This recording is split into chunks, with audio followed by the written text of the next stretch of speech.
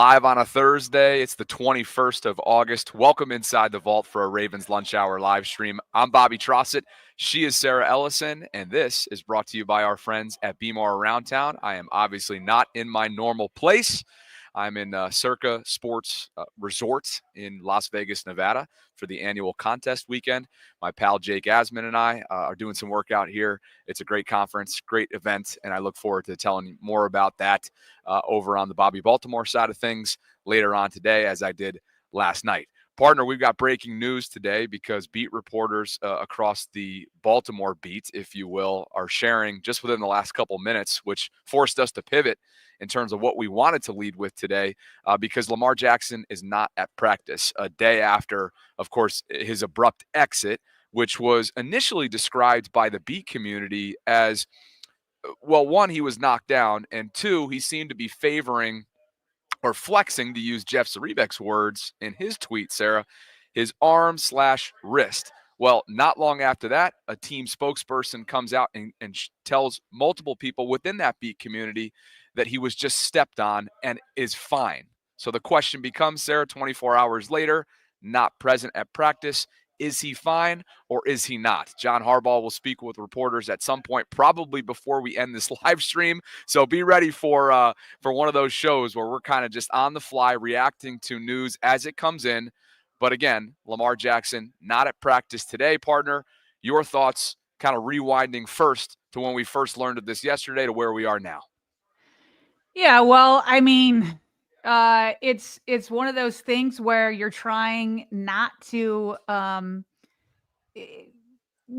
panic too much because listen, it's Lamar Jackson. He's your franchise. He's everything to this team. We're talking nonstop about playoff hopes and Super Bowl hopes and all that type of stuff. And so when you hear he leaves practice and when you hear reporters say that, you know, he's clenching his wrist and all that kind of stuff, you want to make sure he's okay. And when a team spokesperson tells the media that he's fine, this is like a situation to me where you want to trust, but you also want to verify. And so we're all just kind of waiting to see. And this is the first indication, right? Like, of, you know, people were like, well, should I trust this team spokesperson or should I panic? And so this is the first indicator of which way you might want to lean. Now, I will say, just because he's at practice, that doesn't mean he's not quote unquote fine. Like, who knows if this is precautionary? Who knows how serious it is? You know, it could be a thing where it's like, you know what? This is the last full practice that's at least open to the media. So it's the last time they're going to see him. Maybe they just don't want the media to see him right now. I mean, who knows if it's precautionary or if it's full-blown panic, but it certainly wasn't as simple as, oh, we were just precautionary yesterday and he'll be back today. So we'll have to see what John Harbaugh says after practice. And for what it's worth, Sarah, other absences are a thing today as well. Again, final preseason game, as we've noted many times in recent days, is set for this weekend. It's against the Commanders. There's no joint practice this week, and there will not be many familiar, let's call it, familiar names playing in that finale down in Landover against the Commanders. But other notable players that are not present, according to beat reporters, at today's practice, the likes of Zay Flowers, Mark Andrews, Isaiah Likely, of course, Patrick Ricard, Emory Jones, Adisa Isaac, Cheeto Awuzie, Jair Alexander. Sarah was working on a side field, so that's just sort of where things are at. Remember, he has not practiced since August 9th. Jair Alexander has not, for a multitude of reasons that we've already discussed. But back to the Lamar side of things, I don't know if maybe there's a combination of things happening within the fan base as we all react to this. Maybe some of this is PTSD and a hangover from the 2021 season when they were just so injury plagued. Lamar was not one of them at the beginning of that season. Of course, he did get injured down the second half stretch, both in 21 and 22. But then I went back to, do you remember the Washington Post quote that he gave to the Post that came out right prior to the rematch of the AFC Championship game, Sarah? And this was dating back to the start of the 2024 season. I think some folks are looking for reasons maybe to believe that the team is withholding information on Lamar from them. And I don't know why, but I'm looking for reasons to try and figure out why some in the Twitter space feel this way or feel like they need to latch on to something like that, maybe to make themselves feel better or have more clarity on what's happening. And I want to go back to the quote that he gave the post that I just referenced. Again, this was going into week 1 of last year, and it had everything to do with the Ravens-Chiefs game and how Lamar was feeling, why they didn't end up winning that game in his mind. He said, quote, "How I'm feeling right now." Again, this is going into week 1 of the 2024 season. "I wish I was feeling like this body-wise in the AFC Championship. We would have won the game. I would have been able to move around for my guys. With me just hurting and can't move, I know if my legs were good, we would have won that S. We wouldn't even have had to throw the ball. F throwing the ball. I want to feel it. I want the ultimate award of what I've been busting my arse to do all my life." So anyway, why do I bring that up? Because I think some people feel like the Ravens weren't transparent with how Lamar was feeling. But to me, that's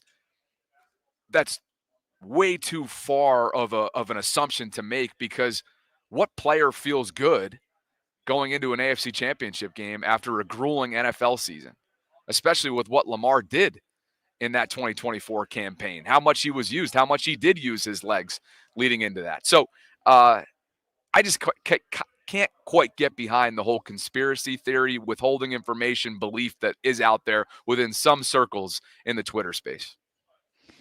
Yeah, I mean, listen, it doesn't even need to be a conspiracy theory. This is normal, though. Do you know what I mean? It's like, how many times do we hear what you just did with Lamar? Like some recent ones. Roquan Smith.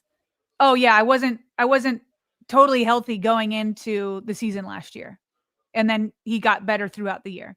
How about when Mark Andrews was in a car accident? He's going, I don't remember the exact wordage, but the idea was like, we think he's going to be fine. But then it took him several weeks to get into the NFL football season. And by the end of the year, he was fine.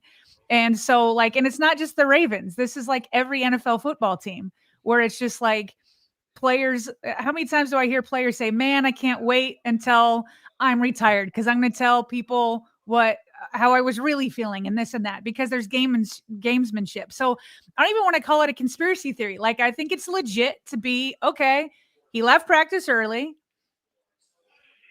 He's not here today. And so it's fair to wonder how he's doing. And now I don't think it's fair to panic just yet. I'm not there yet. But it's almost like you got to take it a day at a time, because this is normal NFL proceedings that happen with injuries. It's all very normal. So I think it's fair for people to wonder. Those that want to panic, they can. But to me, it's a question up in the air that is the franchise quarterback, and answers are wanted and needed, and it's all fair. But yet we're getting called company folk. Company folk in the live chat. It's like, what brings people to say something like that? It cracks me up. Like we're not jumping to any conclusions. We're not gatekeeping. We're not catering to the Ravens right now. We're just sharing our initial thoughts based on what we're gathering through the beat reporter community since this initial report came out yesterday from those that, again, if you're just tuning in and you've been living under a rock for the last day or so, Lamar left practice somewhat abruptly yesterday after being knocked down. Multiple beat reporters, including Jeff Zaribek, noted that he seemed to be favoring or flexing his hand/wrist after being knocked down, just to learn then a few minutes after his exit, which was with strength and conditioning coach Scott Elliott and medical team flanking him, that a spokesperson told the beat community that he's fine and he just got stepped on. So we're just sharing as this information comes in. We're giving you our instant reaction. That's what today's live stream is all about. Yeah. And we're not jumping to any conclusions one way or the other. And it's like everybody can react how they want. That's okay. They can say, everybody's going to react the way they want. Like if we were panicking, then people would tell us to calm down. And if we're not going to panic, then people are like, why are you covering? And it's just like, we don't know what's going on. So we know that he's not at practice, and that's not a good sign, but it's also not a sign that it's the end of the world. So we have to take this a day at a time and a news conference at a time. Correct. Yeah. Meanwhile, though, Bobby, so I kind of wanted to get into the details a little bit of like what happened yesterday, because I'll just say this: the majority of reporters that were there, not majority, everybody. I haven't found a single reporter say I saw him fall, because so many people were watching the ball, and so they're after he threw it, they were watching the ball, and all of a sudden they look back, and then Lamar's being picked up off the ground. Like, I haven't found a single reporter who said, "Here's exactly what I saw and how he fell down." And so, you talking about people thinking we're covering, they were accusing Jeff Zrebiec of the same thing. They're like, "Jeff, give us a name. I would like a name too." People are like already throwing Fa'alele under the bus, or Ben Cleveland, or whoever. Who knows? Maybe it was, who knows? Or was it like an overzealous defensive lineman, kind of like Shamar Stewart over at the Bengals? Like, who knows? But people want names. People have pitchforks out of what happened. And Jeff responds to one of his followers saying, "I'm not keeping it from anybody. I truly didn't see how he fell." He said, "I was watching where the throw went, and then I looked back toward Jackson and two offensive linemen. I have heard many people say one of those offensive linemen was Ronnie Stanley. Were running over and helping him up." He goes, "I couldn't tell you how it happened." Cordell Woodland, who's been on our show multiple times, he said the same thing. Brian Wacker of the Baltimore Sun, like everybody, nobody was watching the offensive lineman and the defensive lineman after the ball left Lamar Jackson's hands. So there's that. But I will say this, Bobby. Do you want to react to that? I do, because I think Edwin has it exactly right in the live chat. He goes, "It doesn't matter who it was because it was definitely unintentional." Now, we can't guarantee that, but we're assuming it. You would think that that's not saying anything groundbreaking, knowing that most of these men in that locker room understand that Lamar's their ticket, like Joe Burrow is to Cincinnati, like Mahomes is to Kansas City, so on and so forth, to the promised land. Why would you ever intentionally knock Lamar down in a training camp practice? So I got to be honest with you. Everybody wants the names dropped. Right? They're like, "Drop the name, uncover the name." Of course, everybody wants to know, because then it's going to become an onslaught, and then you'll feel better about knowing who it was. Especially, Sarah, there's going to be a lot of validation out there for some, if it's a Lele, if it's a Cleveland for some, depending on where you are in that side of things. I hope the name isn't ever released. For that guy's sake. Want to know. For that, for that guy's sake, for sure. Yes. I for sure want to know, but yeah. I mean, pitchforks would for sure come out for however it went down. But I will do this. So even before the show started, Bobby, before we knew this news that he wouldn't be here, I was scouring all the beat road reporters' reports on what went down. The most detailed I found was from Jonas Schaefer of the Baltimore Sun. So he went into detail of what he saw over on the Banner podcast. So I'll play that. And then afterwards, I'm going to bring in our buddy Cordell Woodland. He described what happened with Lamar after he fell. And remember, the reports were that after he fell, he still threw a couple more passes and then went in. So Cordell does a really good job of detailing what was going on with Lamar's throws after he fell down. So let's go to Jonas first of what he saw. You did. What was your initial reaction when you saw Lamar Jackson leave practice? Just you're weirded out by it because it's the quarterback, and it was just a strange situation because you didn't know exactly, like you said, what had triggered it. His last throw of the day was probably his worst one. It's a simple check down to Keaton Mitchell in the left flat, and he just kind of dirts it to him while he's wide open.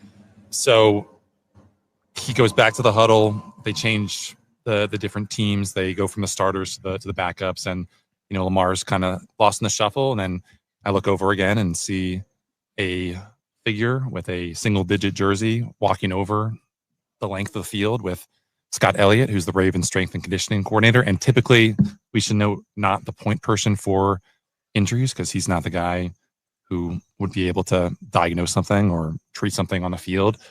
So you see him walking across, and then you see the jersey number come into focus, and it's Lamar Jackson, and he's walking away from the team while the 11-11 drills continue. So again, like you said, we didn't really see what happened. We saw him just kind of fall in a pile. The Ravens said he was stepped on. The Ravens said he was fine. You mentioned he walks past Ozzie. If it is a situation where he's fine, that would make sense, where he's just stopping to have a quick chat with this guy who he respects, who we can have a quick conversation with, like, what happened out there? I got stepped on, I'm fine. And then walk back into the facility. But obviously they would, exercise some patience, exercise some caution rather, by having other members of the training staff come out there. Andrew Tucker, who's the Ravens head medical guy, was among those who followed him into the building, I'm sure, to check him out. So you go from there. We tweeted out, we're waiting for Todd Monken to talk, because John Harbaugh, this is not a day where he was scheduled to talk, so he's not talking. And then before we get up there, before Todd Monken gets up there, a Ravens spokesman comes over and says, I know you guys are going to ask about Lamar. He's fine. He was stepped on. And then we just kind of move on from there. So that's what he saw. Again, like I said, the most detailed report that I heard, at least verbally. And, Bobby, to me, I think what was probably the worst sign in all of that is that he was trying to throw and then they took him out. Okay. And here's Cordell Woodland of how those throws went down after he fell down and went back out there. Important to note that Lamar wasn't having a great day today throwing the ball at all. He did throw a deep ball to LaJohntay Wester after getting knocked down that was completed. I think that was more about the Wester catch, which was a diving catch. Really good effort by him, but it wasn't a great ball. Really good placement, but it wasn't a spiral. That ball looked like a duck in the air, to be honest with you. So, that was the biggest play made after that. But I do have here an inaccurate pass to Charlie Kolar. This is after Lamar had been knocked down. An inaccurate ball to Charlie Kolar that was incomplete. And his last pass of the day was a ball to Keaton Mitchell out of the backfield in the flats. Keaton Mitchell's wide open. It's a layup of a throw. And Lamar one hops it to him. So that was weird to see. And, Lamar was incredibly frustrated after that. He threw his wristband that was on his left hand. He just tossed it. That was his last rep of practice. So we'll see what goes on with this. Obviously, everybody's holding their breath when it's Lamar, because this impacts the season as a whole with him being there or not being there. So, look, I'm not saying that I don't believe what the Ravens team spokesperson is saying. It's very possible that that's the issue, because I don't know how he ended up on the ground.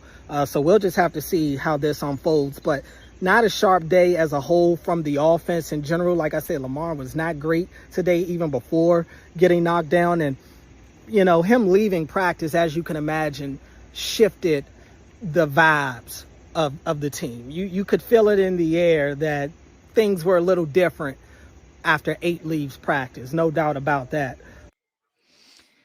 So according to Cordell, he wasn't throwing well before he fell down. And then it sounded like it got worse. Like he talked about that layup of a pass to Keaton Mitchell that he just missed. Talked about, he did connect with LaJohntay Wester, but he said it was more because Wester kind of made a great play on the ball, but it was like a duck.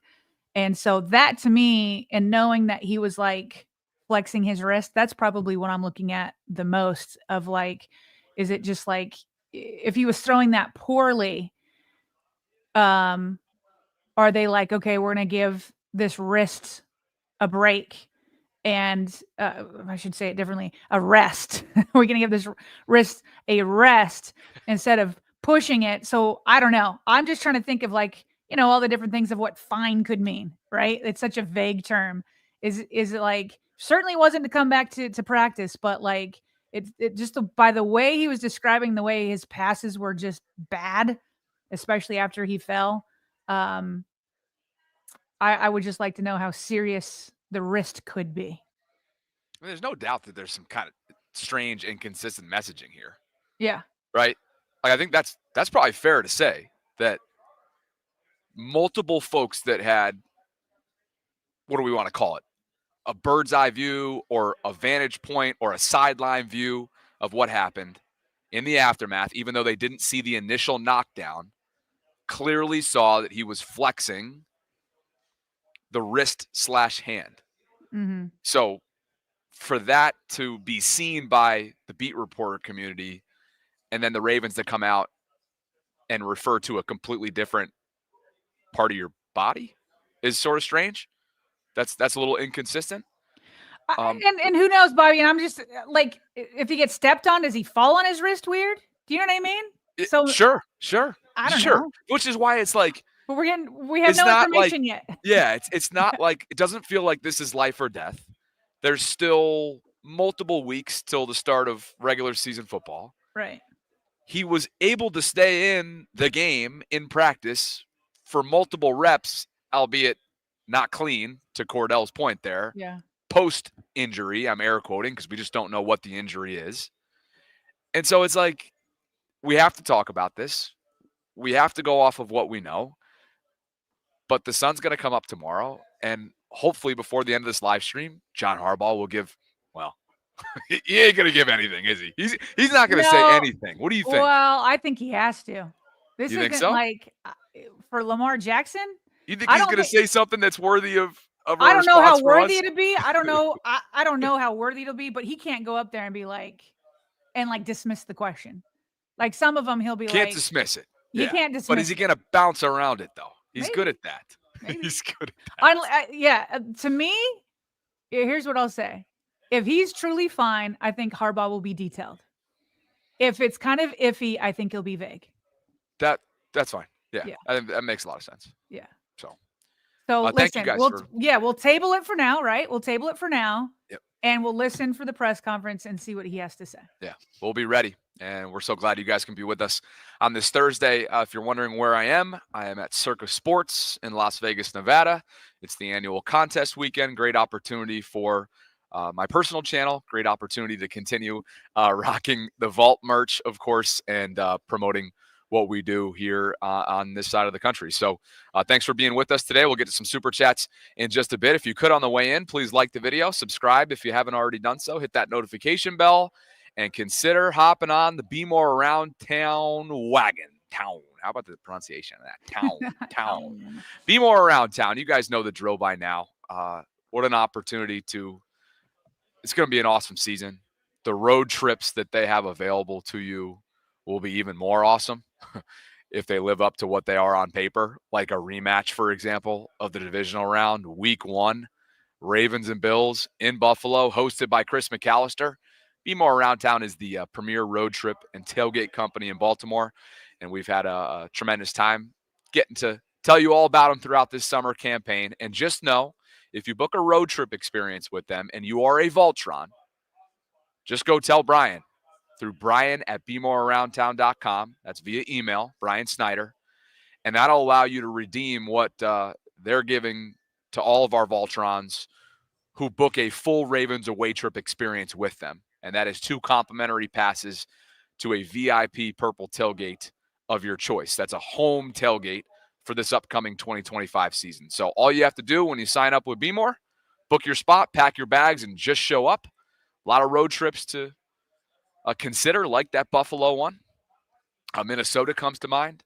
Green Bay comes to mind. I know a tailgate's going to be super popular, especially because Go Gadget will be performing. Is that Monday Night Football contest between the Ravens and Lions in September. Of course, Ravens at Chiefs. Arrowhead Stadium will be a big one.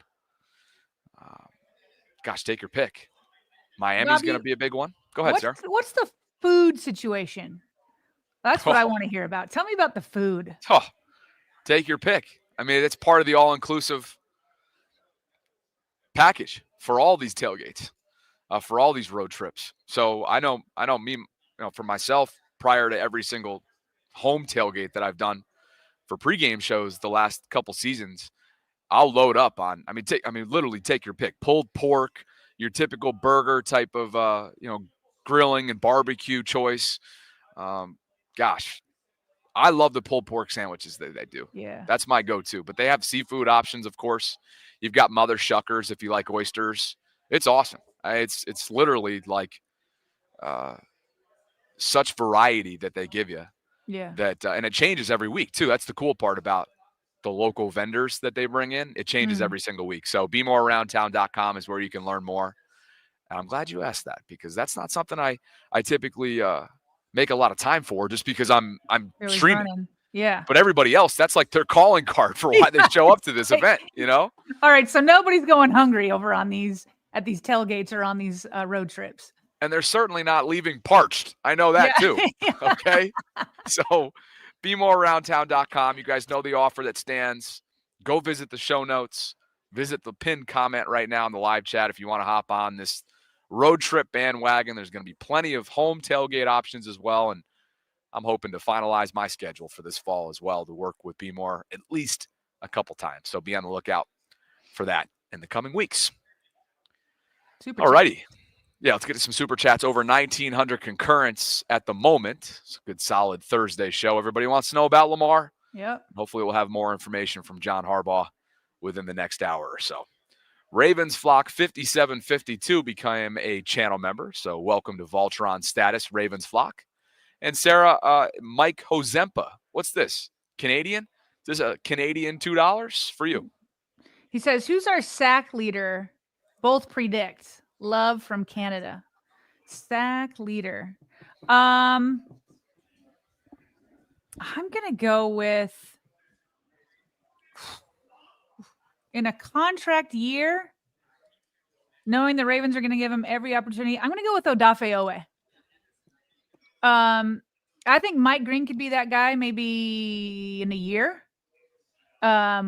But I think they're going to give so much opportunity to Kyle Van Noy and Odafe Owe. I mean, you could also talk about Matt Abike or maybe even Travis Jones. And E.S. Peebles, I think, is going to eat a little bit. But I think I'm going to go with Odafe Owe. What about you? Man, I haven't thought about it at all. So I'm thinking about it as you just predicted yours. And I kind of like how the way you – I don't know, man. I kind of wanted to go Matt Abike, but I think I'm going to go with you too. Okay. I'm going to go with Odafe. You know, it'd be easy to go KVN just because he's been consistent. What he's shown around that double-digit category the last 2 years. But I think the safer bet is probably Odafe. And like you said, the added motivation of a contract year means a lot. And Mike's presence will obviously mean whether it's just in a rotation to start, kind of like you alluded to, or maybe, a full-fledged starter and starter reps that come with it as a 3-down guy, a month or two into the season. You never know when that happens. Injuries obviously can come into play here as well. I think it's probably a safe bet going with Odafe. So I'll be right there with you lockstep. Just so we know, Kyle Van Noy was 12.5. He led the team last year. Then it was Odafe at 10. Then Matabike 6.5. Okay. So Judah's like always going to miss more sacks than Van Noy has. Finishes with you already know. Speaking of PTSD, I think we all have it when it comes to what do they call him? Odafe so close or Odafe away, no way. Or, it's terrible. No way. Whatever it is. We always botch that one. Oh, what is it? Help us out, live chat. Eric Hill. Odafe one away. I don't know. There's so many different options you can come up with, but took a big step forward as we all watched. No, and we're like probably shouldn't just pick up everybody else's trolling of him. I don't mean to do that. I mean, I honestly do think he could lead it in a contract year. Yeah, no, we're just regurgitating what we hear, not piggybacking, or at least not trying to. Eric Hill, and I'm only laughing because it's just the play on words is funny. Adafe's a great dude, and he's a business-like guy, and he's going to be in line to get paid, whether it's in Baltimore or elsewhere this time next year or way before this time next year in free agency and whatnot, if he pops off like I think a lot of us expect him to. Eric Hill is in the building. He says, good morning, S. and Bojita. I hope everyone's doing well. I missed the lives, but watched them. I vote for Tila or PHP as well for moderators. Hopefully I can catch you all live. Hashtag 20-0, hashtag 6K for LJ. Great to see you, Eric. Great to hear from you. And here's a gift on top of that, a Voltron gift. And Douglas H. Brown Sr. piggybacks off that gift with 5 additional Voltrons. Thank you, Douglas. Going back and forth with him via email yesterday. The guy's interested in sponsoring the show. So we're going to have some conversations coming up next week, partner, and a super chat on top of the gift. He says, good morning, guys and fellow Voltrons. Let's get it going. DHB Sr. is in the house. Love that. Thanks, Douglas. Looking forward to our conversation next week. I owe you an email in terms of when that time's going to be. Rave is in the building, and you already know who he thinks. He's got an agenda for sure. 77 stepped on Lamar, but Hashtag Ben Cleveland. That's Rave. nasty work. It's nasty work for an agenda to just blame Fa'alele because we don't like his play. It's nasty work, Rave Kingdom, but we know your agenda well. Thanks, Rave. Park Heights Profit checking in with an orange banner and a $20 super chat attached. PHP, relax, flock. Could it be something? Could it be nothing? Only time will tell. Worrying about things you can't control is putting a tax on today that you cannot afford. The road to immortality is here. Hashtag 20-0. Hashtag no picks. I'm going to steal that line from PHP. My mom, and maybe lots of moms are this way. My mom worries about everything. And it's just like, I'm not a big worrier personally. You worry about things you can't control is putting a tax on today that you can't afford. I'm going to say that to my mom the next time she's being a worrywart. Thank you, played. PHP. Well played. My grandmother was as well, and it definitely carried down to my mom, her daughter. So it's a blessing and a curse, I think. Yes, to be a that's worrywart. true. It's like sometimes you need a worrier, and sometimes Yes. you just need a more optimistic person. So that's why we all try to compliment each other. Sometimes they can foresee things, prevent things from happening based on sharing those sentiments of worry, but sometimes it's just completely overbearing. Let's be honest. Swat 22 says, pray for 8. And Fantasy is Reality 67 says it would be a malpractice to worry unnecessarily. Joe Jenkins, Sarah, celebrating 3 months of channel membership. If Lamar has to miss the first 3 weeks or more, we're screwed, he says. Season over. I'm not going to go that far. I pray that isn't the case. Go Ravens, O's, and Flock Nation. Just remember, the Ravens started 0-2 last year. And then they came back and, they lost some seeding for sure. But they made the playoffs pretty convincingly. So I'm not going to go that far. Well, Season what last is over year if he misses 3 weeks. So you're saying if Lamar came back in week 4, the season is still over? I can't go down that route. Last year it went what? It went Chiefs, Browns, Cowboys. This year it goes Bills, Browns, Lions. So just off the top of my head. Thanks, Joe. And look who's here. Look who's here coming off a ridiculous reservation that he snagged last night at Carbone, okay, on the Strip in Vegas. Jake Asman, Jets YouTuber and a dear friend of ours, says, Bobby Vegas is at it again, folks. Buckle up, okay? We'll see. We'll try not to fall in love. Jake and I typically try to do, double dates when we're on the road You together. try not to fall in love, or you are trying to fall in love? The latter, but I'll publicize it as something different. Jake wanted me to send you his best last night. We had a great time. His brother is here, which is cool to hang out with Zach Asman, and who's also a huge Jets fan. And TJ Trossett is coming in to help me produce over the next couple days as well. He'll be flying in later today. Appreciate you, Jake, for dialing all this up. Nightmare Kilo 84, Sarah. This one's for you. Says, we're going to see how much of a super team we have if Lamar has to miss games, God forbid, half the season. Woo, We've seen it before. People are like, it's getting more and more serious around here. Like, it went from 3 games for the last super chatter. This one, he's got him at half the season. Oof. Maybe it will be, but my mind isn't going there yet. We've seen it before, right? I think these guys can quickly shift gears back to 2021 and 2022 on a dime, right? So anyway, we've spent 35 plus minutes talking Lamar, talking where things are at right now. Practice is currently being held as we speak. There will be no practice on Friday because the preseason finale is on Saturday down in Landover, Maryland, between the Commanders and Ravens at FedEx Field. And then, of course, September 7th, this whole thing gets kickstarted in Buffalo. It's Ravens and Bills. So thank you guys for being here today. This episode is brought to you by our friends at Be More Around Town. We've got over 2,100 concurrents. Big audience today. Like the video on the way in. Subscribe. Hit that notification bell. And partner, I pass it over to you in terms of where we're headed next. Yeah, so I just wanted to go over a couple of things that came out from the pressers yesterday. And pretty much nobody spoke about Lamar. I guess Tylan Wallace did for a minute. But Monken said he didn't see it. Tylan Wallace said he didn't see it. Like, nobody saw it.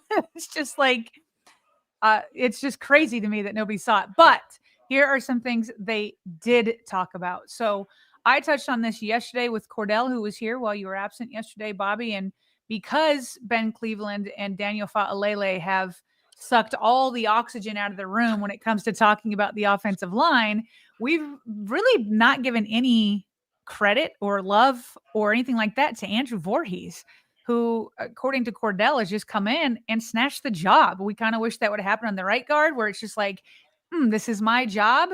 Nobody's really done that, but at left guard, he has. Yeah. And so Todd Monken was asked about Andrew Vorhees, and Todd, I think, brought some good perspective in to how huge this is for Andrew. Both him and Ben competed well. And, I'm excited for Andrew, and I'm excited for all of our guys. But I'm excited for Andrew.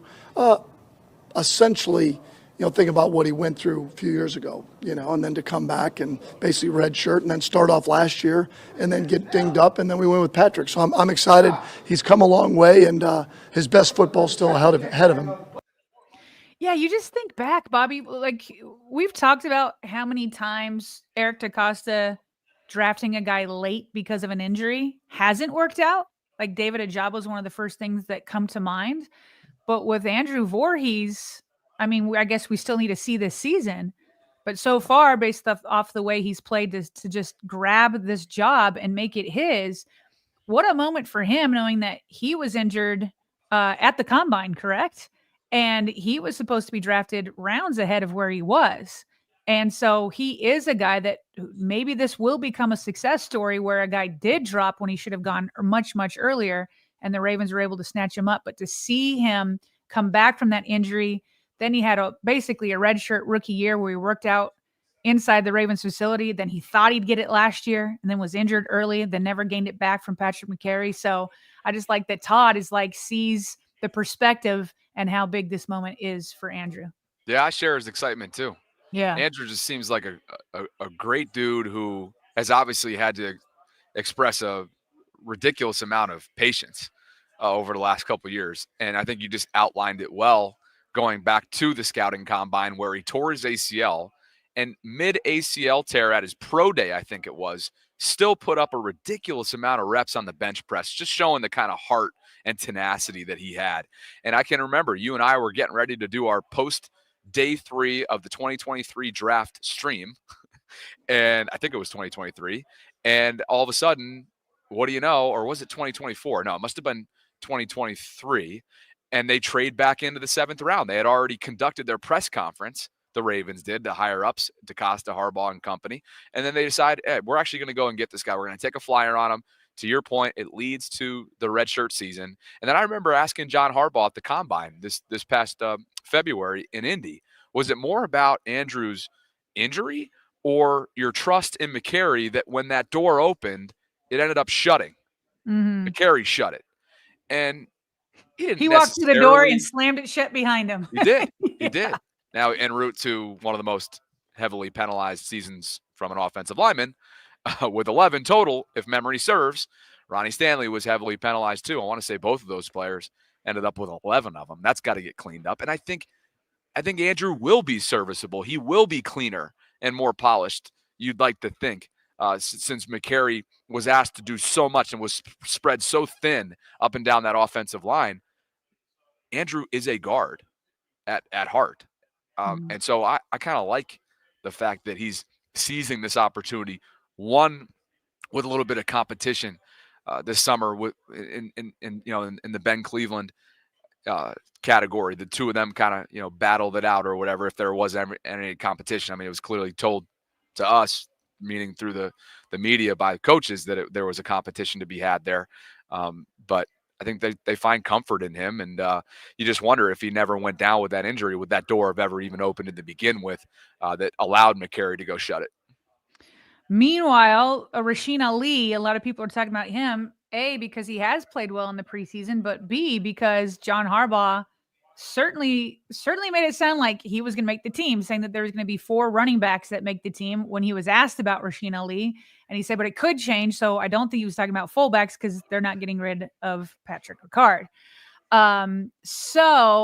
But I know not everybody's totally buying in, looking at the way the roster spots could be divvied out. But Todd Monken was asked about Rasheen Ali and what he brings to the offense. Sheen, you would expect that He came in a year ago and he was dinged up. We didn't have him right away as he was recovering. I can't remember, it might have been a pec, something he had a year ago. So just getting him back, a full off season, full training camp.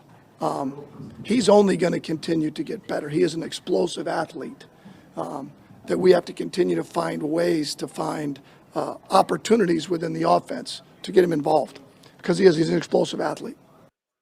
Again, he's talking like that's the way he's paid to talk, right? But he's like, we got to find ways to get him into the offense as if he's going to be on the 53-man roster. I mean, what an embarrassment of riches at the running back position the Ravens have. Yeah, Rasheen's shown some pop. 5th rounder out of Marshall from a couple years ago. Had some struggles with, I can remember speaking with somebody that knew him very well, had him on the show, matter of fact. I believe it was a mentor or a coach in his life. His name escapes me, which I apologize. But I remember asking specifically, what was up with some of the ball security issues at Marshall? It started to show up a little bit in training camp. I can remember from some observations from the beat reporter community last summer. And to Rasheen's credit, he's cleaned a lot of that up. And now has put himself in a position where maybe, just maybe, he sneaks his way in here from a special teams perspective, and God forbid there's injuries to the running back room. He's shown enough that makes you feel like, especially behind a starting offensive line, which he did not have the luxury, Sarah, of running behind this summer, even though there were some out there, like Roger got some reps, and obviously Lele has gotten some reps, and Vorhees has gotten some reps. But it gives you about the stable, about the pen, if you will. It gives you some confidence that this is just a deep running back room, and that doesn't even include the other players that have been sort of camp bodies for them in Dearness Johnson and Myles Gaskin. Flipping to the other side of the ball, we've been talking a lot about linebacker Jay Higgins quite a bit, the undrafted rookie free agent that may make this team. He's one of a couple, at least 2, that is making a serious push. His defensive coordinator, Zach Orr, was asked about him, although we probably need to get some special teams information on him too, because that's really what would make him make the team. But here's Zach talking about, and remember, Zach himself was an undrafted free agent that became, a all-pro.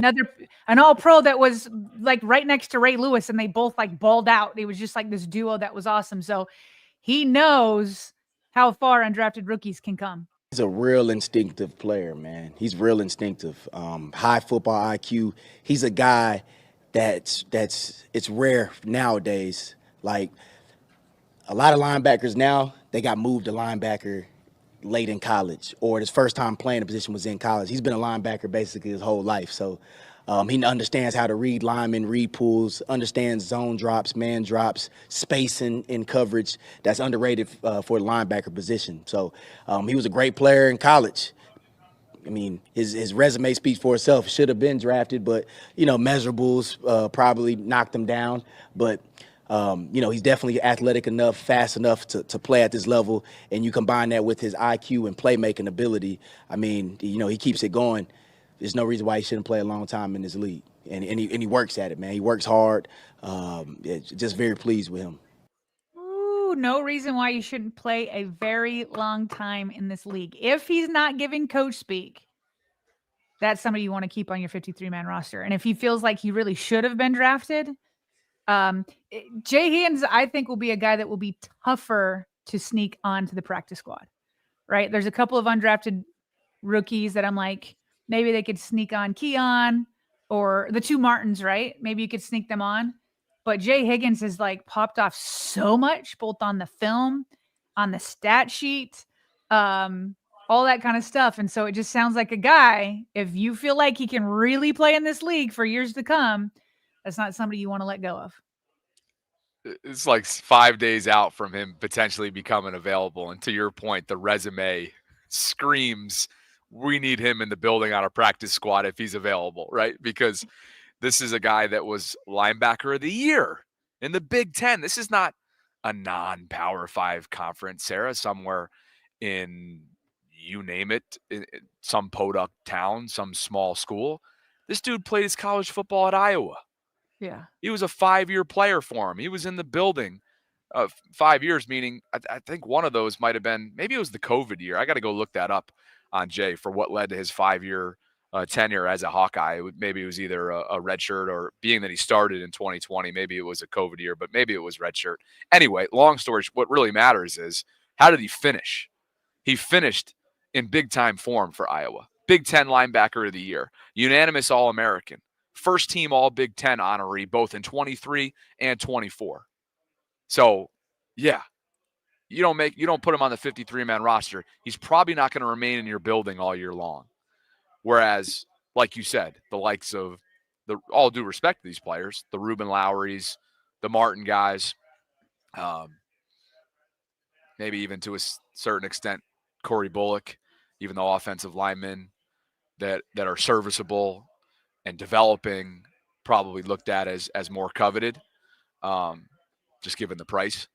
But wow, what a story Jay's become. And all of a sudden it's like, and I know you spent some time on this yesterday, are we living in a world 5 days from now where one side of the football will have multiple undrafted rookies make this squad? That's crazy.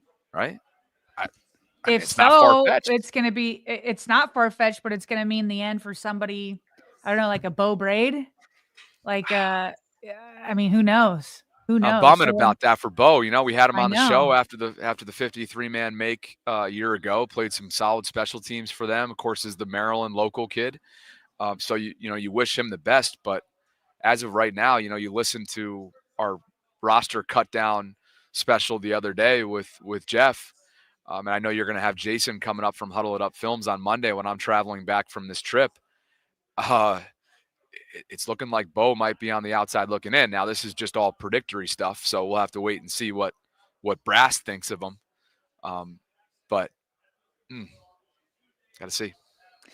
Okay, so Bobby, just to kind of, I do have one more piece of news here, but I just want to put out here. I'm looking at timing right now. I forgot today, the reason why we got this practice update on Lamar Jackson so early, usually they start practice around 1 p.m.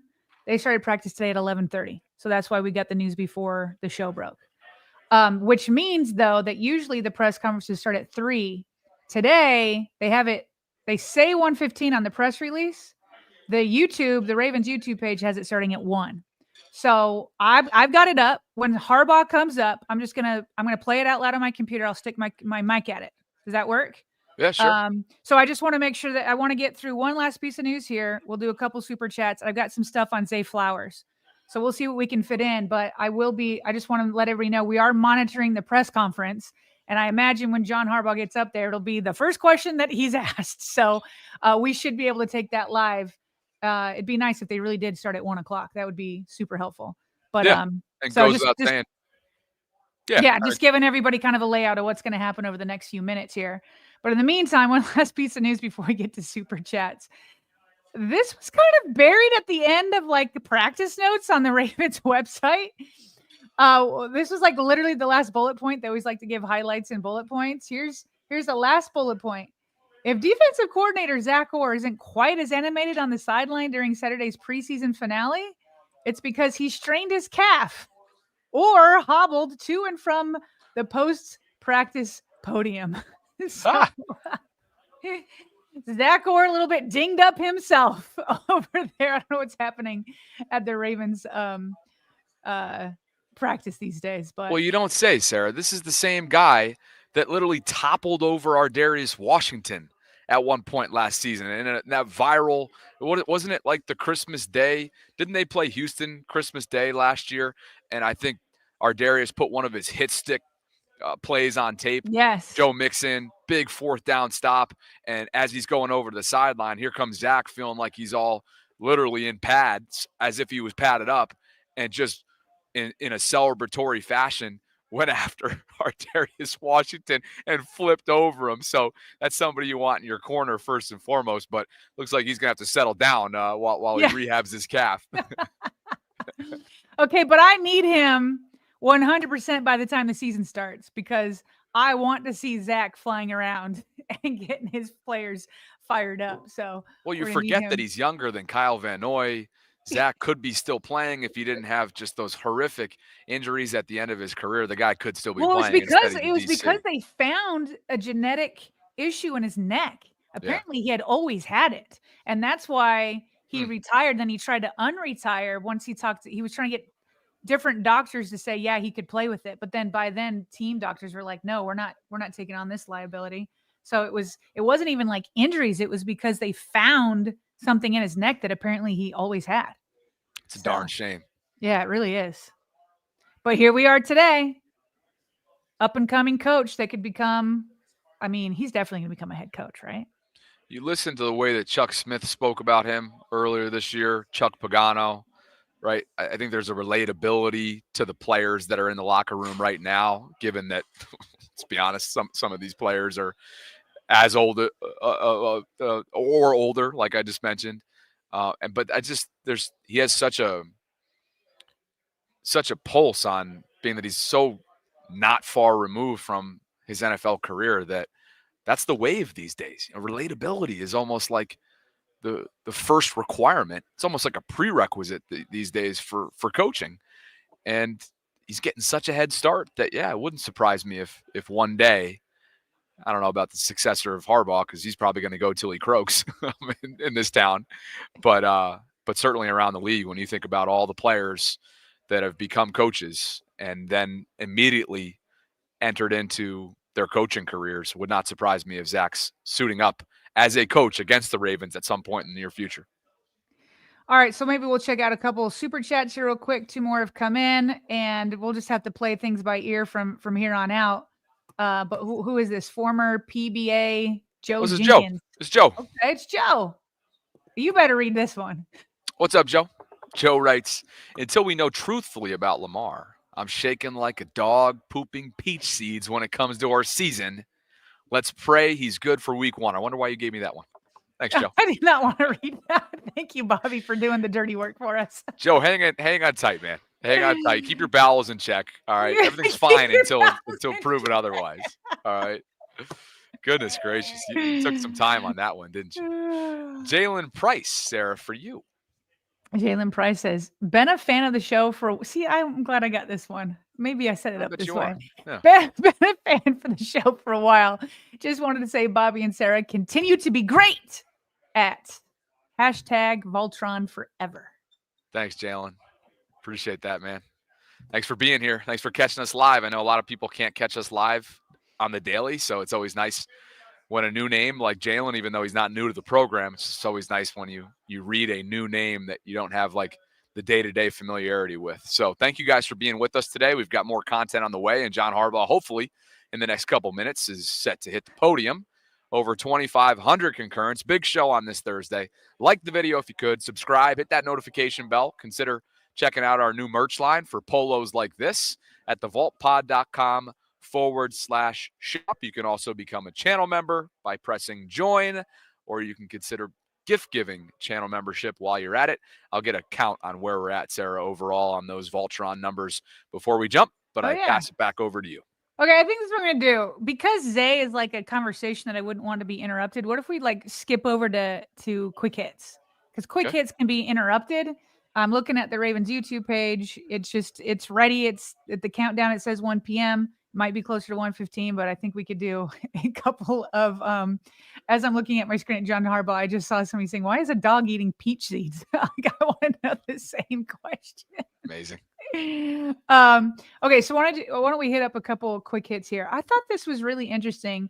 Our friend Ken McCusick, I'm going to keep this big just because it's a long list.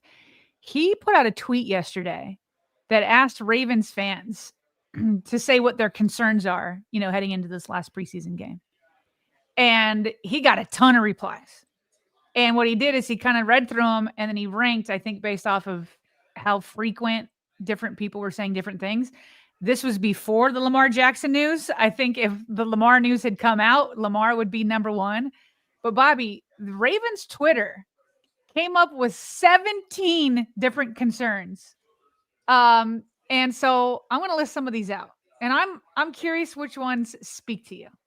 Number 1 on the list of people talking to Ken was John Harbaugh, their biggest concern. Second concern was weak side linebacker. Third concern, not enough takeaways on defense. Fourth concern, cornerback 3, which is fair. Oh, we didn't even really get to talk about this because you kind of mentioned it in passing, but Jair Alexander kind of returning and running on the side field, that's always an indication that he's almost back. So that's good news for CB3, even though I'm still worried that he's going to need to do different maintenance on his knee throughout the year. But that is good news for that position for today. Number 5, the health/injury history of CBs. Number 6 is Likely's injury. That's all the way at number 6. Number 7 is wide receiver 3. So they're talking about DeAndre Hopkins, who was at practice today. Number 8, defensive line after Michael Pierce's departure. Number 9, DBs locating/tracking the football. You'd hope that that's like not a problem anymore because that was mostly Brendan Stevens, right? Who else has had those issues? He's the main culprit. He's the main culprit. I'm sure it's happened to other people. Number 10 is the early season TB games. What's that? Early season TB games. I don't know. Is that like, I was thinking like playoff teams? I don't know. But the early season games, it's a rough beginning to the start of the schedule with the Bills, then the Browns, then the Detroit Lions, then the Chiefs. Oh, thanks, Uncle Viz. Tiebreaker games. That makes sense. Oh, yeah, that doesn't make sense because they are going to make, yes, they will make. Particularly for the division. I mean, you don't lose against Cleveland. No, or excuse me. Particularly against Vegas the conference. last year. Particularly against Kansas City and the Bills. Yes. Because Detroit doesn't matter because they're in the NFC. But the Bills and Chiefs, that's going to be massive with seedings. And division too, like when they lost against the Browns. When did they lose the Browns last year? But anyway, I got it now. Yeah. That was the Jameis Winston game. Yes, it was. Mistaken. Kyle Hamilton probably still thinks about it. He was, yes, yeah. Jameis was playing out of his mind. Got a little help from Kyle there. Number 11, the running back rotation. That's interesting that's a concern. 12, the safety rotation. 13, the guard spots. The guard spots at number 13. I feel like that's all we hear about in our chat. Number 14, Lamar in big games. 15, the offensive line getting bullied. I'd put that one up higher. 16, a rookie kicker, and 17, lack of commitment to green.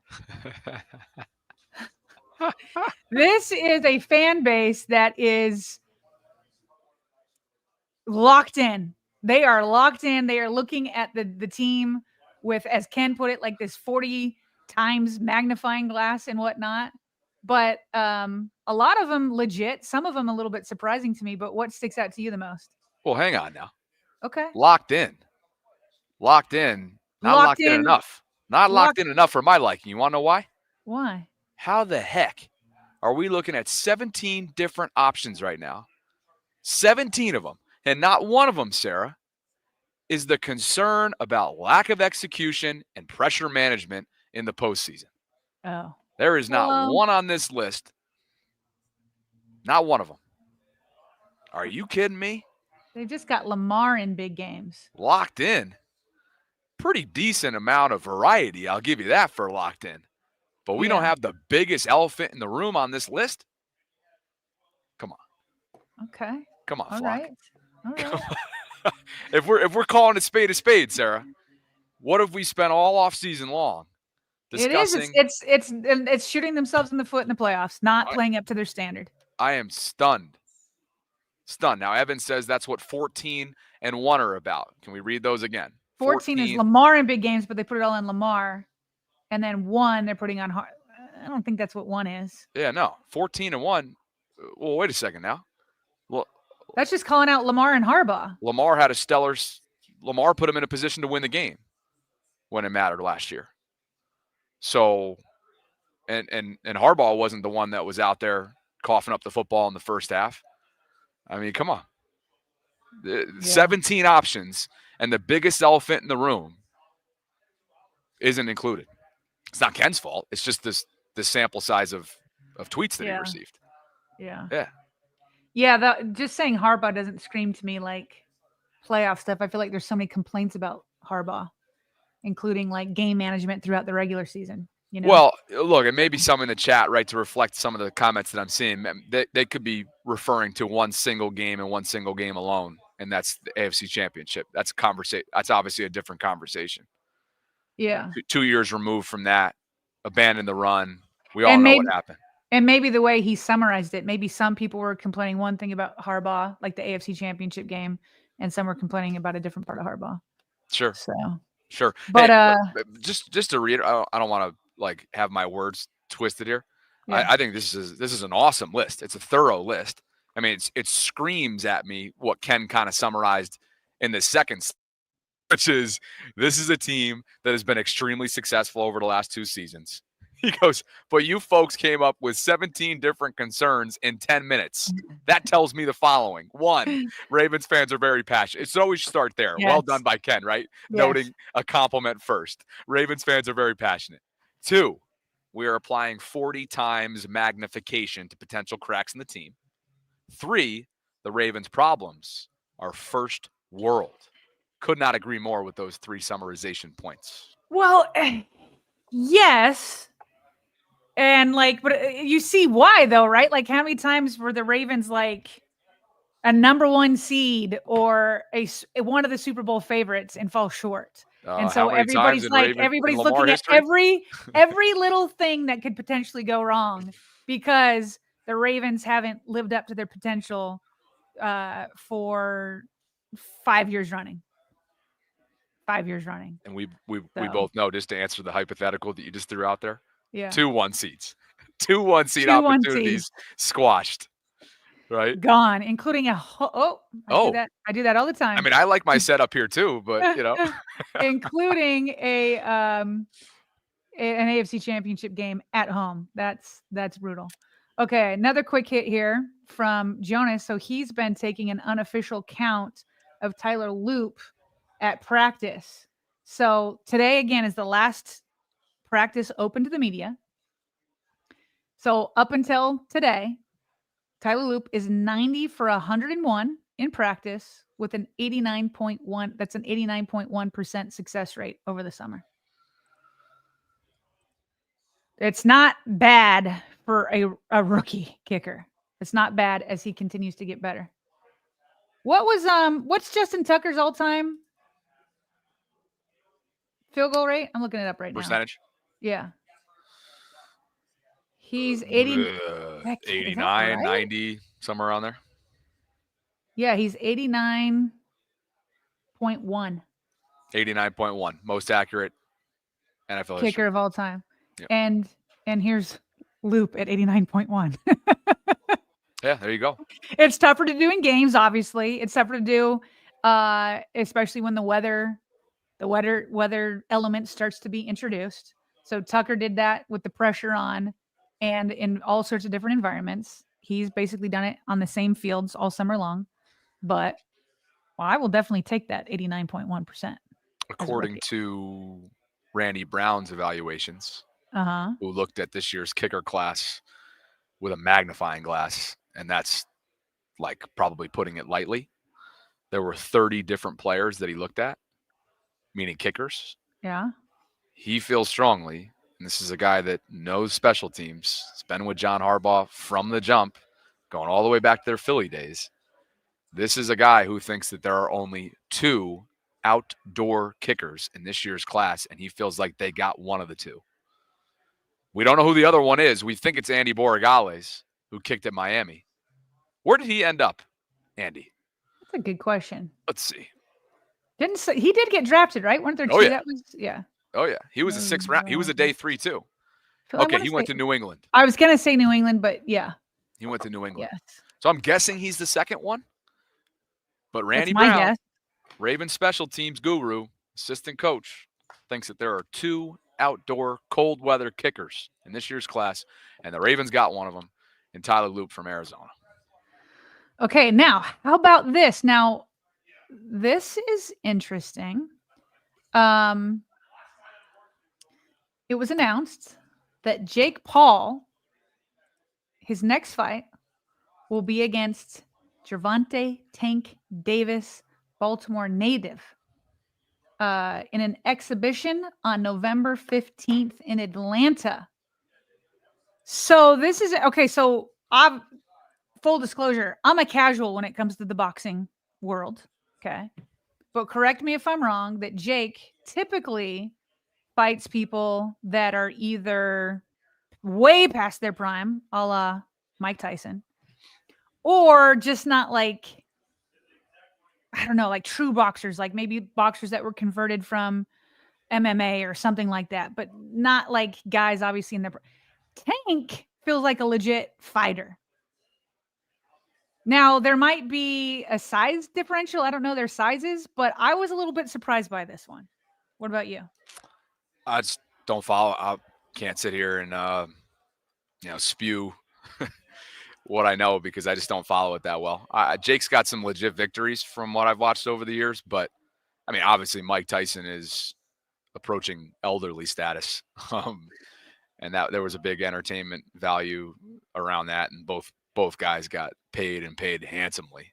Yeah. But yeah, I'm sure Tank's going to be paid handsomely. Like I'm for sure tuning in. Like I for sure watched the Mike Tyson fight live, although that was a huge disappointment. Yeah. But this one, okay, let's look up their weight real quick. Oh, hold on. Okay, so we just got an update on the press conference. It does have it at 1:15, which is what the press conference says. So we may be 2 minutes away because it's no longer just a still grab. So I do think this press conference is going to start any second. But let's look up the weight differential here between Tank and Jake Paul. Because I do think Paul weighed in at 200 pounds for his last bout. And Davis is at 135. That's a massive difference. Mm-hmm. So I don't know how much that plays into all this, but like Tank's legit though. I feel like Tank could for sure win this. Oh, he's legit, all right. He's legit. It's a even big with name the for 75-pound weight deficit. This is a big opponent for Jake. I mean, I'm just looking into the MMA fighting that Jake's done over the years, like Ben Askren, Tyron Woodley. Who else has he got? Anderson Silva. Was it a split decision with Tommy Fury? Live chat, help me out. Was that a split decision in favor of Fury? I think it was. He went up against Nate Diaz. The guy is, look, you could say what you want about Jake Paul, but for somebody that got his start essentially for Disney, I think it was, and then transitioned to YouTube, the dude is the guy's a mogul. I mean, what he's done is absolutely exceptional. And the way that he's built himself into a boxer and the training that's gone along with it.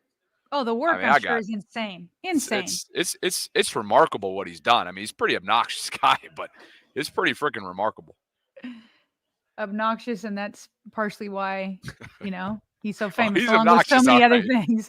He's obnoxious, all right. Yeah. But I will be watching, of course. I will be watching. You will. Yes. Okay, I'm gonna be very clear. I'm not watching this. Why? I don't watch it at all. This is why I couldn't really tell you anything without a Google search. Oh, man. Maybe I'm the target audience that's a casual and like barely knows. I only know like the biggest names.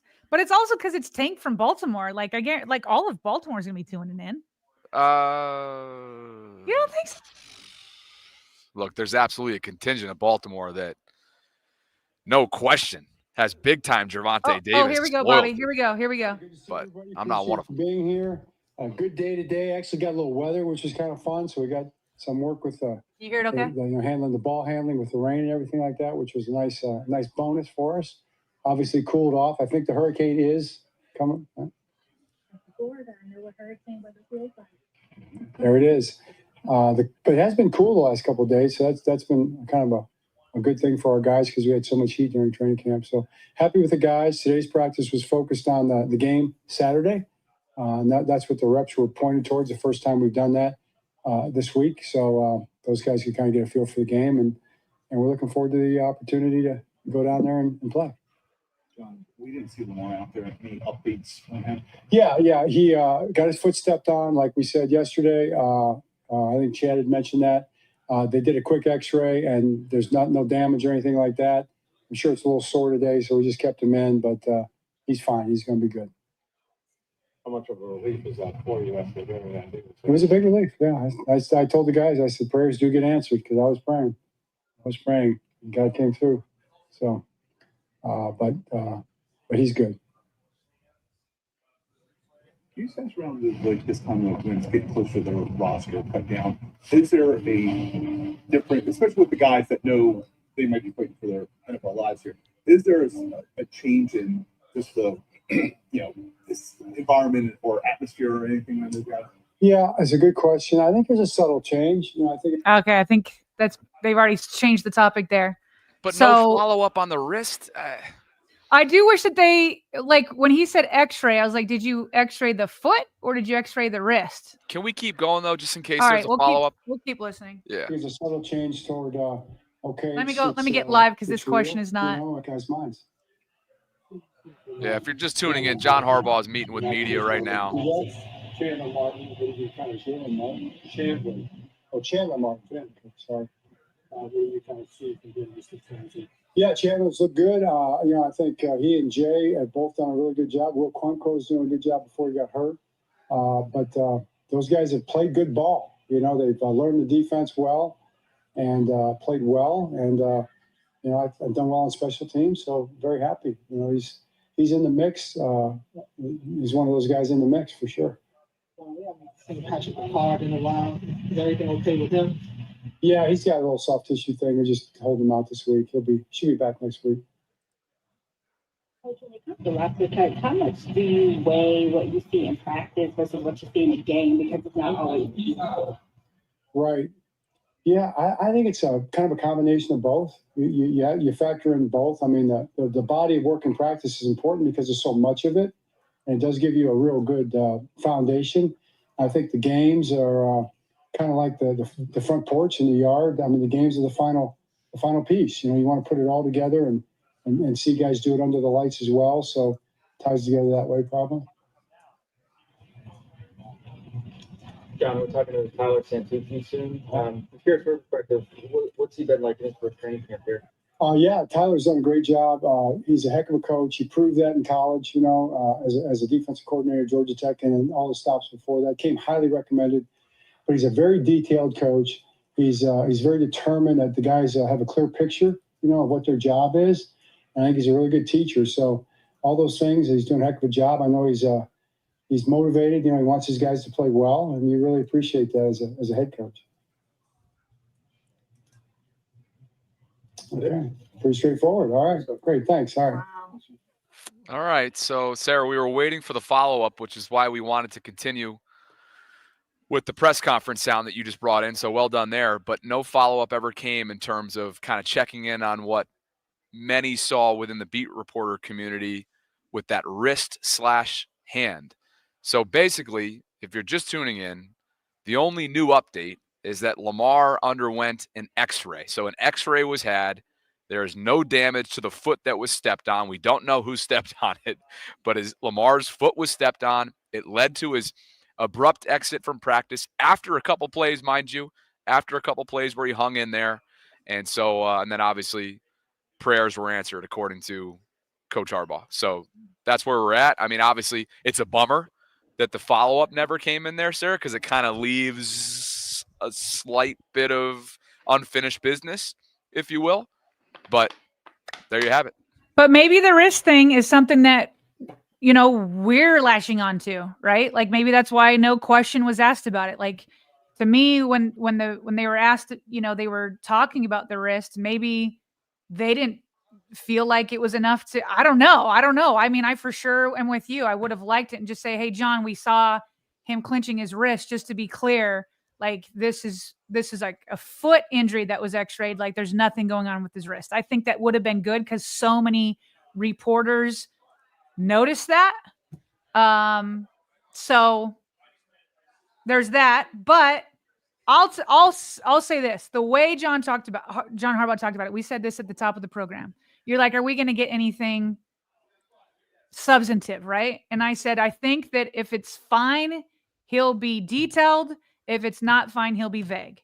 I feel like he was detailed enough to where I feel like like, does it mean he'll be back at practice tomorrow? I don't know.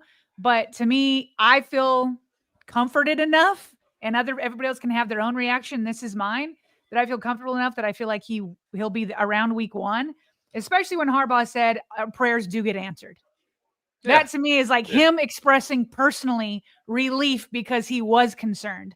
And so I feel like if it were something more serious, you wouldn't have heard Harbaugh say prayers get answered. So Well, that's probably what comforted me the most. I got you. We likely won't hear much about this or see anything about it for the foreseeable future, at least over the next few days, because there's no practice tomorrow. Correct. So no practice tomorrow. Preseason finale in Landover, where Lamar and a slew of other guys that are going to log a lot of snaps this season will not play. That's Saturday. Sunday, I assume Sarah will be off. I don't know. We'll see what they do on Sunday.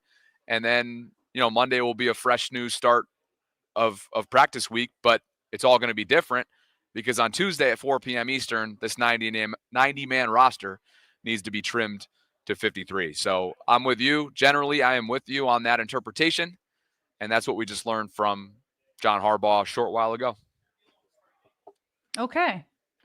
So, yeah, we're okay. So like you said, there's no practice tomorrow. We've got the preseason game. Roster cuts are on Tuesday. And then that's why then they start preparing for the week 1 regular season game. So that's why we move into where reporters are not there every day. And so they won't be able to report on what they see throughout practice, but reporters are allowed there for the first 15 minutes when people go out to stretch and all that kind of stuff. So they will be able to give participation reports from that point. But it's going to be a while till we get an actual injury report. And whether Lamar will be on there or not, we're still like a week away. So he may not even be on it. We'll see. Let's wrap up in the meantime, some quick hits before we get out of here. Appreciate you guys for being with us. And you brought this one in, Sarah, on the Weddle family.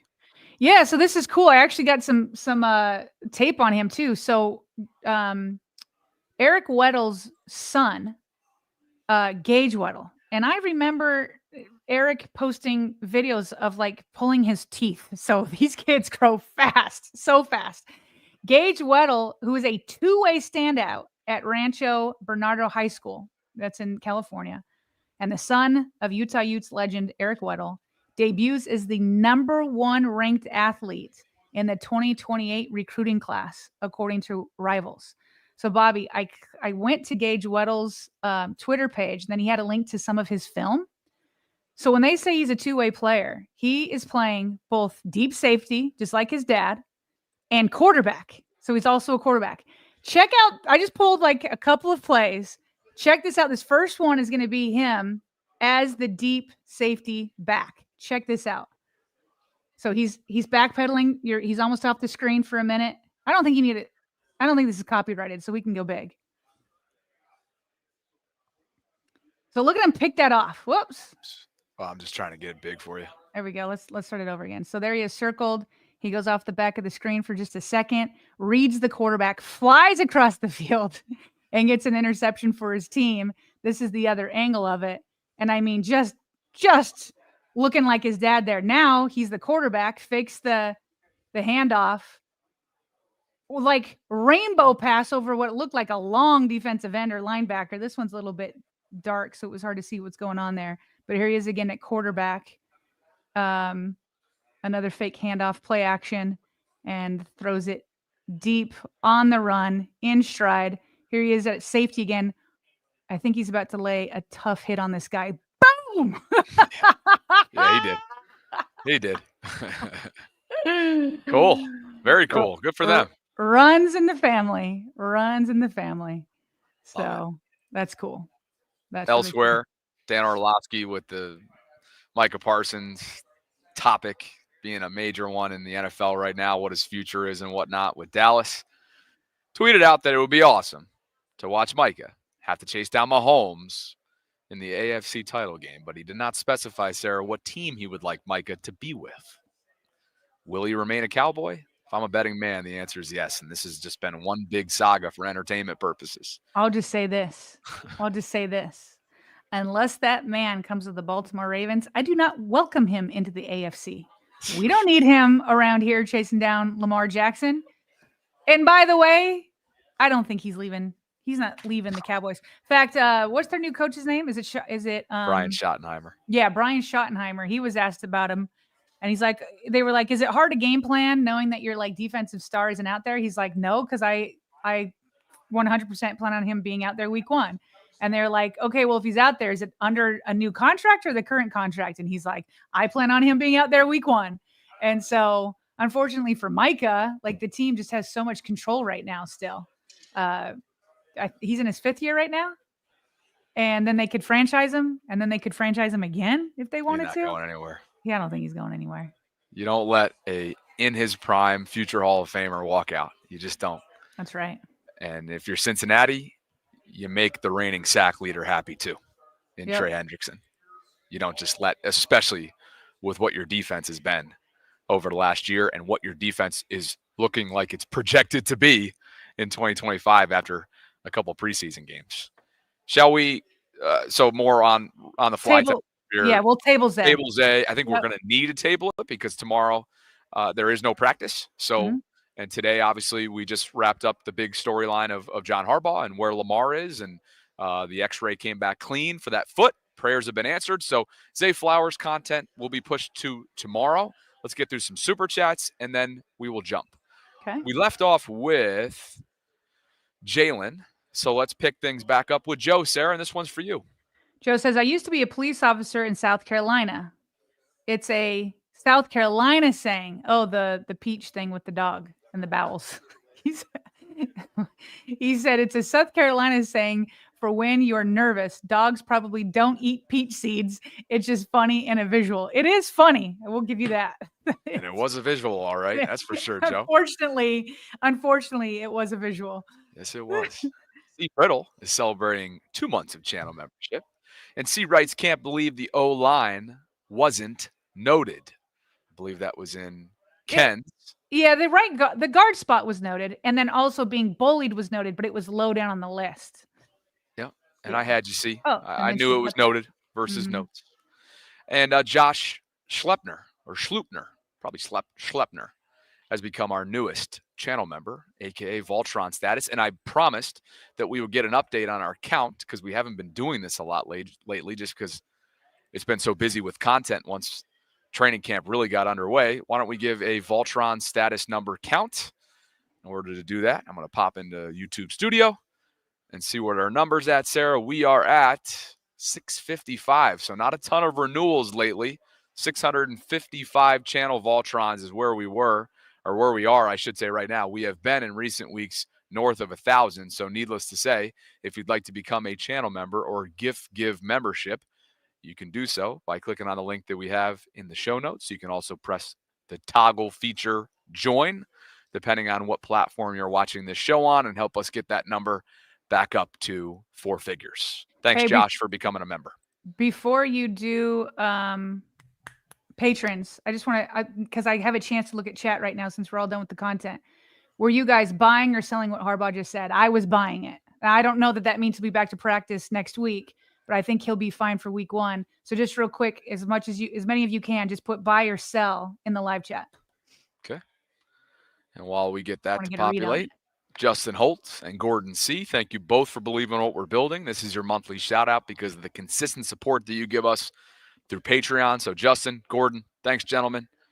And patreon.com/RavensVault podcast is where you guys can learn more about getting more involved with the channel through Patreon if you're interested in doing so.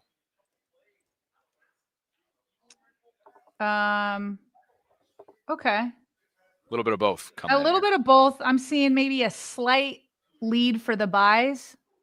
Oh, here comes more buys here. Buy a little. I mean, the people are nervous, right? I agree with that. Like you want to it's what I said at the top of the show. You trust but verify. So it'll be verified for when he comes back. Oh, now Maggie says we should do a poll in the chat. I don't know how to do that from StreamYard. We'd have to go over probably YouTube Studios, which we could do, but yeah, I'm in the studio. Teila's like, I guess. She's like, buy, I guess. That's like a lot of people. I think they're buying with a little bit of nervousness. That makes sense. A lot of people not buying though. A lot of people selling.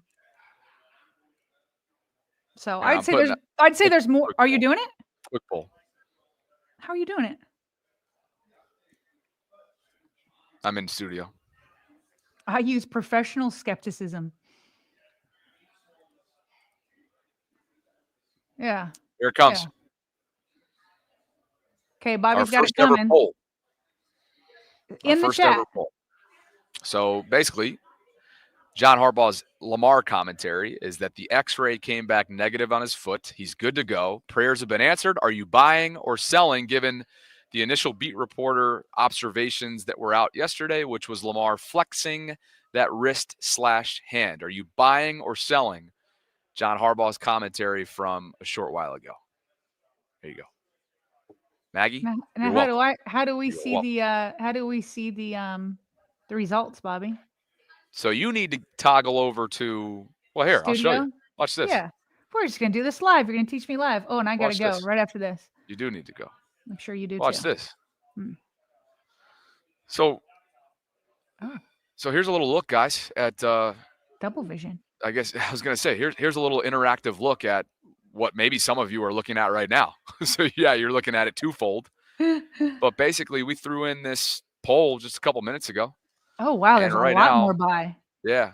Right now it's easy buy. 78%. This is a live poll right now. We've got 73, 74 votes and counting. Are you buying or selling Lamar's, I should say John Harbaugh's commentary on Lamar's negative X-ray results on that foot? Wow, 80-20. Yeah. So 70 plus votes, and that's where we're at right now. All right. Kind of a cool interactive thing that we should probably do more of. Yeah, and we got to find a better way to display it. Yeah. I'm I sure there's wonder if other ways. like a widget or something. We can look at. There's so many things we need to look into. I'm sure there's other ways. I bet we're like underusing so many tools that are probably at our disposal and we're just unaware of. Oh, no doubt. When you got 4 kids and multiple channels, that's just life. Life gets busy. JL Green, bye. He says bye, and it's not Backstreet. Is that Backstreet Boys? No, that was In Sync. In Sync, thank you. Justin Timberlake. Let's get it straight. Let's get our Backstreet. boy band straight, Bobby. Yes, please. Thank you. Backstreet's on my mind because they're at the Sphere tomorrow Oh night. yeah. Are they do have a residence there? Yes. Nice. Yeah, I think U2 does too. So yeah, sorry, Taurus. I didn't know you're a big In Sync fan. Yeah, what are you band boy? Or what are fanboy? Or what is it? Band boy? What? Help me out here. JL says bye, not buy as in goodbye, but he is buying what John Harbaugh is selling. Appreciate you guys for hanging out today. Obviously, this was sort of the one that live stream where a lot was happening at once. So thanks for all of your patience and thanks for heavy viewership, almost 3,000 concurrents today. So if you could on the way out, like the video, subscribe, hit that notification bell. You can follow along with my Vegas journey, Sarah, on Instagram at Bobby Baltimore over the next couple of days. It's been fun to be here at Circa in Nevada. And there'll be more. You and I will be back in under 23 hours from right now for a Friday show. Do I want to know what you're doing in Vegas? Do I really want to keep up on that? I've been pretty locked down so far. Okay. TJ gets in tonight. We'll see. The bro. But I've been pretty business. You said John. No, you said TJ. Okay. In my mind, it was John that was coming. John doesn't need to hop a flight anytime soon. No, John has done his traveling. He needs to sit his arse down, move into Fells, and start saving up again. Get himself ready for his first big boy job. But yeah, the middle bro, TJ's coming through, and we're looking forward to 48 hours together in Vegas. So I'm just gonna take on our pre-show calls. I'll take whatever summary you give me. All right, that's what I'll take. All right. Whatever summary. You'll give me the Sarah version summary. The Sarah version. Here's what the pad looks like for those of you that might be interested in the Vegas experience. This is all because of what you guys have given us the opportunity to do. You know, I mean, I'm not able to stay at Circa in the form of like a business partnership without our audience. And this space right here is a lot more than I know what to do with. So thank you. Needless to say, there's Stadium Swim. The strip is in the distance. Does not look like appealing to me in the least bit. The crowds down there. the craziness down there, I would avoid that at all costs. But Different phases of life. I know that different phases of life. Yeah. Also, I know I'm probably the minority. Am I the minority? I'm pretty Well, sure. you never know. I mean, look, when I was going to bed Like, last it's a night, nice hotel room. I'm just saying the pool send me to the family pool with my kids. the beauty of it is actually no, yeah, stadium swim would not be the right fit for you. No. Like I was about to say that there's so many different pools to choose from that maybe you could find a family spot, but no, not here. Which is fine. That's just kind of how it's advertised. But yeah, stadium swim. As I was going to bed last night, they leave the music on till 11. So I'm going to bed and all I hear is oons, oons, oons, Yeah. oons, oons. But yeah, it's a fun time. But like we said, I think there's something about Vegas that typically 2 to 3 days, I think, kind of wets your whistle, and then you're on to the next thing. And for me, it'll be on to Tahoe, Yep. on to next week, and then on to, of course, St. Pete in week 1 of this season, which we're so excited about. And I just want to reiterate that there's the setup today where I'm at right now. Look at you. I just want to say that opportunities like these, conferences like these, travel opportunities like these, gives you a newfound appreciation. Not that you ever need to be reminded of what we're doing here, but without you guys out there on the other end, none of this is possible. So special thanks to everybody on the Bobby Baltimore side of things, everybody on the Vault, on the collective, which is what I've been doing with Jeff and Cole. It's a lot of fun, and looking forward to this upcoming season. It'll be our 4th together as a partnership. So you and I, 12 noon tomorrow Eastern for a Friday show to kick off the weekend. And we look forward to that and a whole lot more in between now and showtime tomorrow. So I'm sorry. Let me give you this one last tweet because I know this pertains to people's questions from early in the show. Somebody had tweeted like their guess was that the media was asked not to say who stepped on Lamar. Okay. So Brian Wacker of the Baltimore Sun quote retweeted that and said, "This is an absurd notion. If any of us saw who stepped on Lamar, it would have been reported. We were 30 plus yards from where it happened, and there were a mass of bodies. It was not clear." there you go. Bobby, we've watched things live that you can't see, and then finally they'll get different camera angles and zoom in, and then you can see it. Like, that is tough. You've been out to those training camp practices. Sometimes they are just super far away. And even like when there's like receptions, I'm like, who is that? Who caught that? What's that Correct. number? Because it's so far away. It's not like they've got cameras. So when you're in a big pile of like offensive linemen and defensive linemen, I can see why why the reporters may not have seen it, especially on top of that, you're following the ball, Yep. you know? Yep. So anyway, that's Brian Wacker. I just don't think that like, I don't know. If you were there and the Ravens said, please don't report it, you would report it. Right? Like you for sure would. There's no way an entire press corps is like, oh, okay, we won't report it. Period. And we really know, but we're just not going to report it. I Period. can't go. I'm not going to go down that road. It's a good place to finish things off today. Yep. 90 plus minutes, guys. Hope you guys enjoyed it. If you could on the way out, it helps this channel grow. Like the video, subscribe, hit that notification bell. Consider becoming a channel member or gift-giving membership. I believe we had one last super chat on the way out, which is from our guy DHB Senior, who's just saying good job. Appreciate you, Douglas. Look forward to connecting with you next week, and look forward to everybody being back tomorrow on Friday. That's a noon Eastern show leading into the preseason finale on Saturday against the Commanders. For Sarah Ellison, I'm Bobby Trossett signing off from this Thursday edition. Thanks to Be More Around Town for the continued support in this summer campaign sponsorship opportunity. Thanks to you, partner. Thanks to all of you out there as well. And we will catch up with you on Friday. If not before, I'll be live later today on the Bobby Baltimore side of things. Appreciate you guys. And thanks to Be More. And as always, Voltrons, we appreciate you for spending some time with us here inside the Vault.